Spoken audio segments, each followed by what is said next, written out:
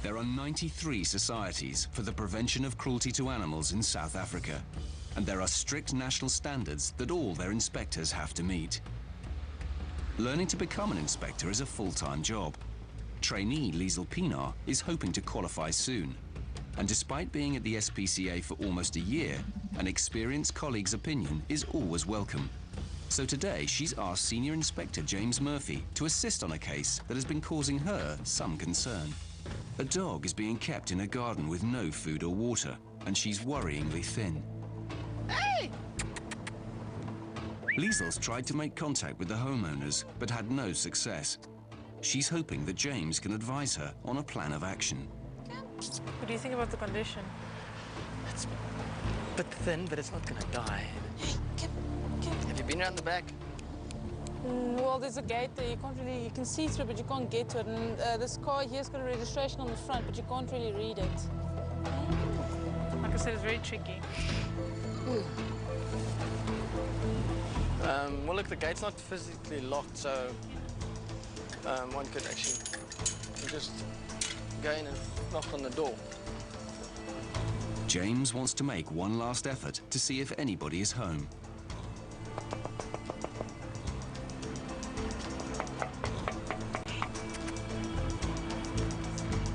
So I was here on Thursday, left 24-hour warning to contact, no response. The dog wasn't in such a bad condition at that stage, so another inspector just came to recheck again on that warning and that the next day. Still no response. So we're back here just to have a look again, because obviously the people aren't responding, and the dog has lost a lot of weight since we last saw it. I still can't see any food, shelter or water, and still no reaction. With no one at the back of the house, they try the front. Well, it doesn't really look like an abandoned case. I mean, last time we were here, all the windows were open, there was a tree there, so someone's obviously cut the tree down, the bin has been, taken out, post has been removed.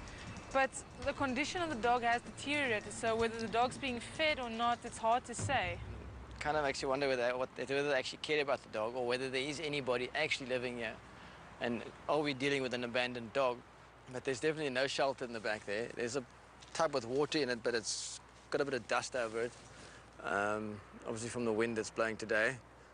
There's a bit of poo in the garden, and it looks fairly fresh, so chances are the dog has been fed. But whether that's enough food or whether the dog has worms or whatever, that's causing it to lose condition, yeah, that is of concern. So I think our plan of action would be now to go to the magistrate, get a court order and remove the dog. James has seen enough.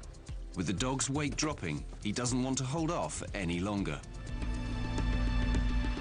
East of the city, Senior Inspector James Murphy and Trainee Inspector Liesl Pienaar are returning to the suburb of Quills River, where a shepherd mixed dog appears to be fending for itself in a garden. It's a mysterious case. Previous visits suggest the house is lived in, but no one has responded to their warnings. With the dog losing weight, they've decided to take action. This dog's just skipping us. You can even see the ribs from here. Come here!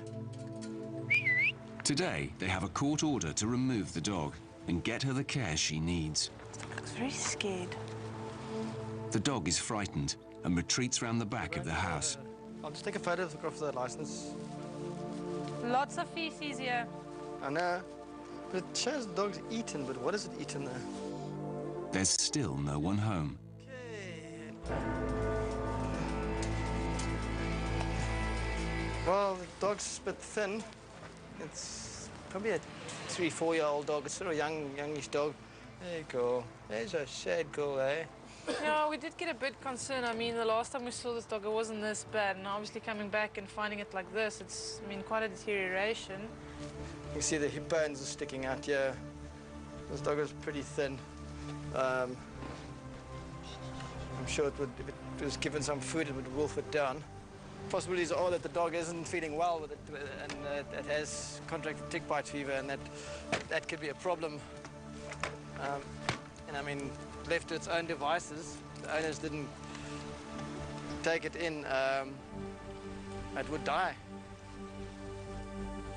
there's some worry because of the condition that's deteriorated since we last saw it, which was just a couple of days ago. And the fact that we still haven't seen any water, food or shelter and still have not received any responses from the owners or the caretakers.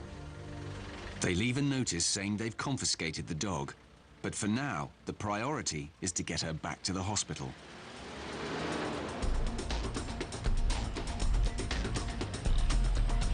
At the SPCA, vet Cookie Harris arrives to take a look at the shepherd mix.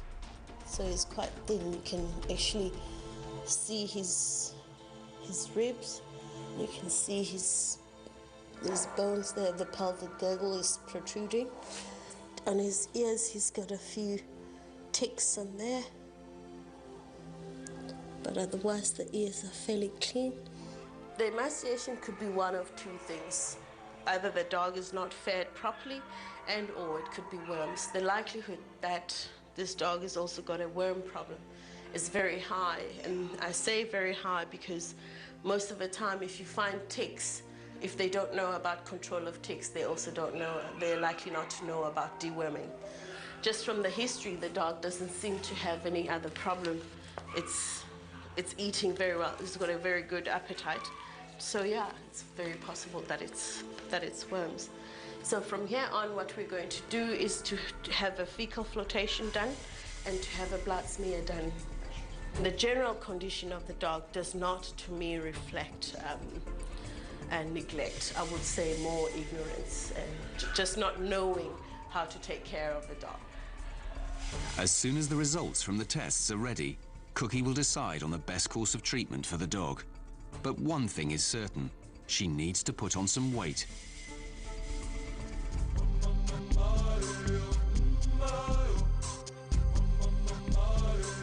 It's been over a month since the shepherd mix dog arrived at the SPCA. Trainee Inspector Liesl Pienaar is eager to see how she's doing. Liesl has been in contact with the owners of the house where she was found, and they claim she's a stray that wandered into their property. They don't want to keep her, so have signed her over to the SPCA. She's obviously picked up some weight, as you can see. Looking good, friendly, healthy. She's gone for her x-rays last week to check that her hips are all fine. And yeah, she's now up for adoption, as you can see, very energetic. Well, when we first took her, I mean, she was really thin and not very, active, very weak. And looking at her now, it's quite an improvement. I mean, seeing a dog coming from, where it came from and looking at what the dog is now today, it makes us feel that we're doing some difference out there.